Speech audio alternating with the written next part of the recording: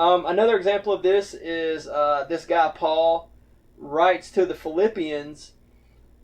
He's in prison. In the letter of Philippians, he's in prison somewhere else. And in the Roman Empire, basically they punish you by beating you or killing you. Okay? And you didn't get a trial. There's nothing. You didn't even know what you were accused of. Unless you were a Roman citizen, which is basically like your royalty. And then you have rights.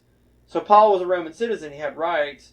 And then you go to prison and await trial. The only reason they put you in prison was so that you could await trial. You face your accuser, you know what the accusation is, and then you have an opportunity to defend yourself. Okay, that's how it worked. But when you were in prison in the Roman Empire, you had to feed yourself and take care of yourself. The prison did not provide for you. Okay, which makes sense because it was only for rich people anyway, Roman citizens. Okay, so the Philippians send Paul some support, maybe money, maybe food, through this guy that sends it to them. And then Paul sends this letter back to them called Philippians by us with the guy. And it's basically a thank you letter for sending him the money. Okay, so they really sent him the money. You think about it in a way, thank you letters they're always telling the truth about. When you write somebody a thank you letter for giving you a present, they gave you a present. You're not going to lie to somebody about thanking them for giving them a present, you know what I mean? Especially in this case, Paul would be in a position to know whether or not the Philippians sent him this money with this guy that brought them the money. Yeah. So what's most probable in both of these cases is that the Corinthian church was divided and that Paul really received this money. Is it possible that those things didn't happen? Yes, but it's more likely that they really sent him the money. Okay, so that's sort of, I call that known to audience, but that's an important one in historical research. Okay, now all of the historical criteria actually function positively in support of a particular view. So if you want to defeat of a historical theory, then what you do need to do is come up with an alternative and positive support an alternative. But there's one exception to that rule, which is contradiction. So for example, if Matthew, Mark, Luke, and John all contradicted each other, and like the way the Gospel of Judas flat out contradicts Mark, because one has Jesus praising the Old Testament and praying to the God of the Old Testament, and the other has Jesus literally laughing at people for doing that and telling them that they should never do that. And they argue with him, and he says, "Stand up in my face," and they can't stand up in his face because he's too awesome. That's a contradiction. Okay, when you have contradictions like that, what that does is that tells you that somebody's lying. They can't all be telling the truth. And so it can function negatively against a particular view because you start to say, okay, well, people are making up stuff in this case, and one guy's making up something, another guy's making up something, somebody's making up something because they can't both be right, and then it raises the whole question of people making up things about the thing. Now, in the case of the Gospel of Judas, it's a little different because given that it's written 100 years later, Mark had no idea somebody was going to come along 100 years later and contradict what he said. That doesn't really shine a bad light on Mark, but if Matthew, Mark, Luke, and John, which are pretty close to each other in time and seem to even borrow from each other, if they contradicted each other, that would raise serious doubts about whether or not they're trustworthy documents, trustworthy sources. But that raises the other question of this thing, what's called apparent contradictions. And apparent contradictions are interesting because what an apparent contradiction is when something appears to contradict, but upon closer inspection, it doesn't actually. And Matthew, Mark, Luke, and John are actually loaded down with these apparent contradictions. Things that on the surface seem it's did the women find one angel at the tomb or two? Did they see Jesus, in John, Mary Magdalene sees Jesus at the tomb, but in In Matthew, they see Jesus after the women after they leave the tomb. Okay, in Mark, they see two angels in the tomb. Okay, I think in John, it's like Mary talks to one angel in the tomb. There's no mention of these other women. It's just Mary. So these are what's called apparent contradictions. If you take the story of just the empty tomb, the resurrection, where the discovery of the empty tomb with the women, in Matthew, Mark, Luke, and John, and you lay them side by side, it's like they seem to contradict each other. But upon closer inspection, it's like, well, maybe they don't contradict each other. Like, they could technically all be true. This isn't a contradiction like we have between the Gospel of Judas and Mark. This is more of like what's called an apparent contradiction. Things that on the surface appear to be a contradiction. What an apparent contradiction does for you is it establishes this high degree of independence, because you got to sit back and you say like, well, now wait a minute. If one guy was copying from the other guy, then he would have smoothed over these apparent contradictions. He apparently wasn't aware of the other source. At least he wasn't using the other source for this part that he talks about. I mean, like Luke borrows from Mark, but not for the resurrection account. The resurrection accounts, it appears that we have 4 truly independent sources on this. And then that goes back to our other criteria of like, okay, if they're really independent and they're like not using each other at all, what are the odds that they would arrive at the same lie? It becomes less likely. And it's like, well, they went back to a common source. It's like, well, still though, that common source, they obviously are not exactly the same as the common source because they would all be the same. But then, like, if they're just making up stuff, they would have contradicted each other more likely than not, but they don't. So this is a marker of eyewitness testimony. Or in Luke's case, he says he interviewed the eyewitnesses. So, what we have here, that's just an example of what I'm talking about, with this high degree of independence. The basic idea is that apparent contradictions establish this high degree of independence, and then you've got a situation where people don't make up the same exact lie by accident. Okay. Another important part about this is the argument from silence, which is like, it works in all sorts of ways, but basically, in some cases, absence of evidence for something is evidence that it never existed. Okay?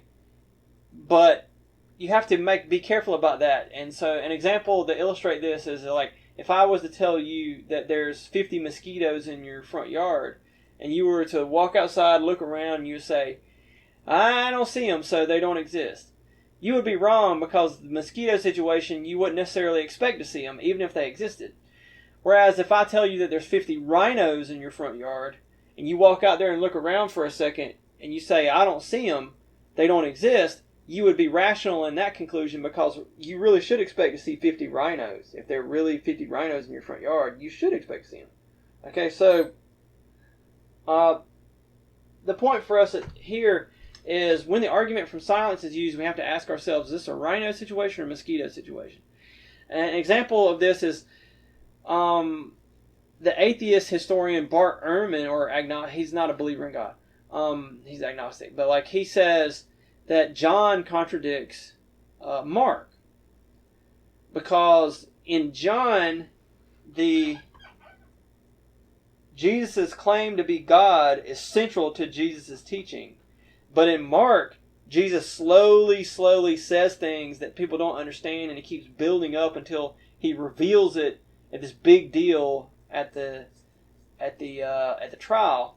And so what he's saying is there's sort of this argument from silence. Like, you have certain statements that Jesus only makes in John, like, I and the Father are one, and before Abraham was, I am.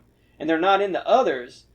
And he, it's like, okay, what's the big deal there? It's like, well, it seems that John has a contradictory view of how Jesus taught about himself. Now, I won't go into why I think Bart's wrong about that, other than to say that, like, actually, this is more of an apparent contradiction. John doesn't really contradict Mark's view on things. It's just that in these ancient biographies, people tended to describe the greatness of someone from a different point of view, but still the same person. And there's no real contradiction here, but there's things that appear to be contradictions on the surface. Okay. Another criterion that gets used in historical Jesus research, especially, or what's called dissimilarity, which is where later Christians, never, like, for example, the Son of Man. Jesus calls himself Son of Man. That's his favorite thing to call himself.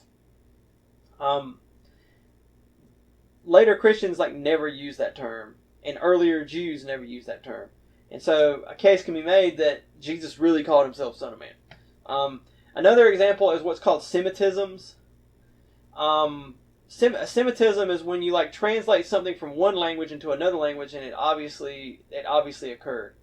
So the languages of the Middle East are Semitic languages, and they're different from Greek, and the New Testament's written in Greek, and so you can kind of recognize this.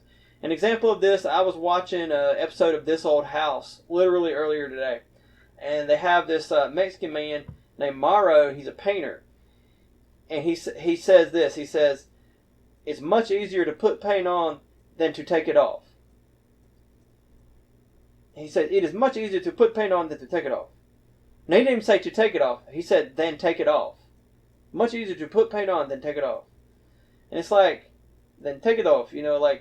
That's, most of us who are normal English speakers, we probably wouldn't word it like that. That's more of a guy with a Spanish accent and how he would word it, So an English speaker would say, putting paint on is easier than taking it off.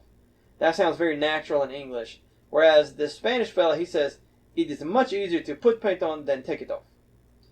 And it's we understand what he means, but it's clear that he has a Spanish accent.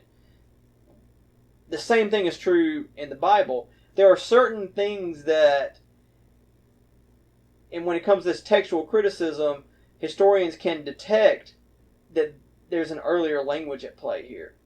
So there's that.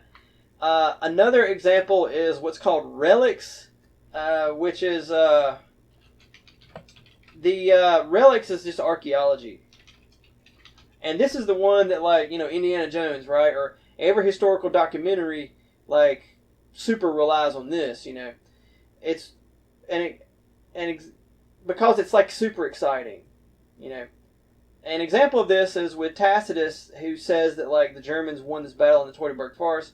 Well, it becomes likely to be true based on the criterion of embarrassment, but then the criterion of relics, they went and discovered a battle, and the archaeologists dated the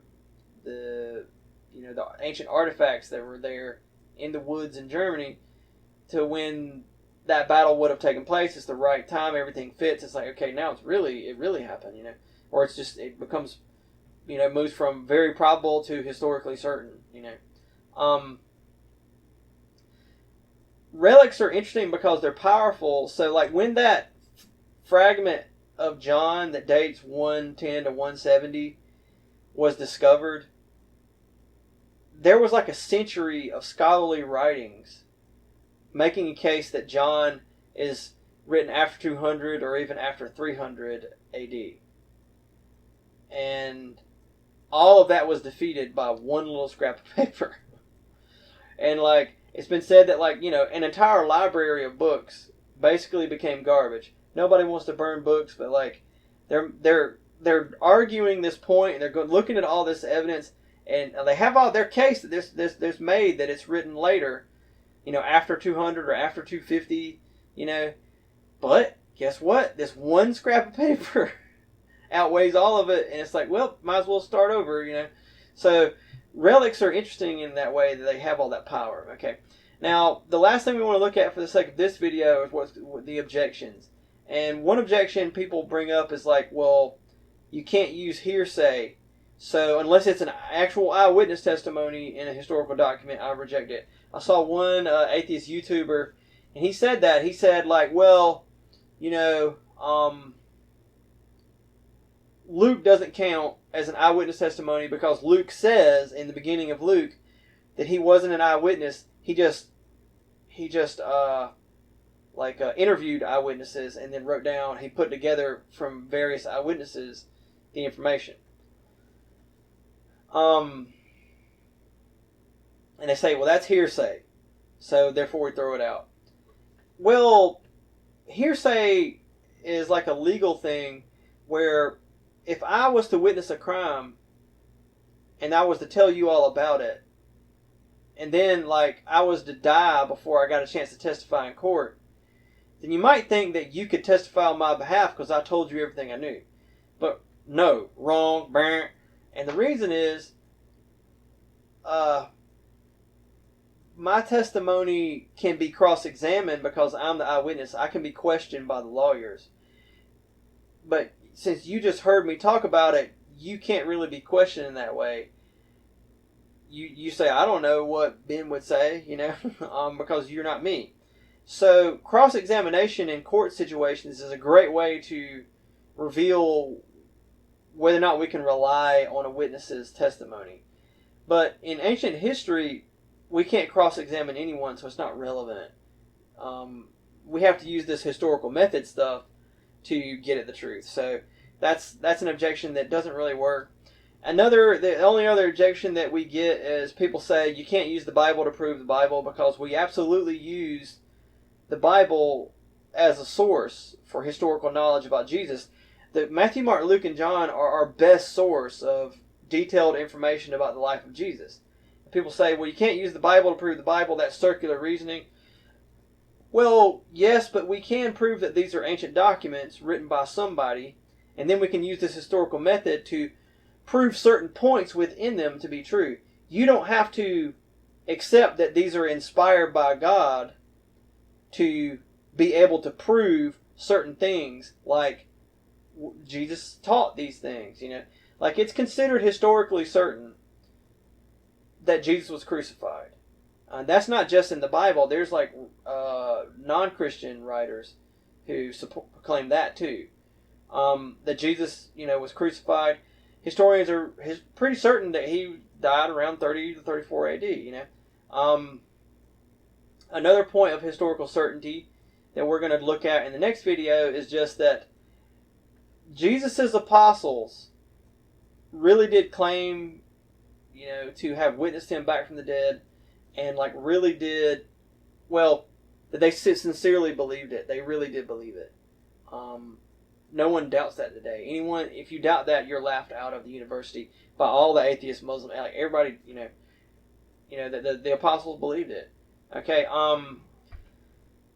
not to mention the Christians, but anyway, that's it for this video. We'll see you guys in the next video.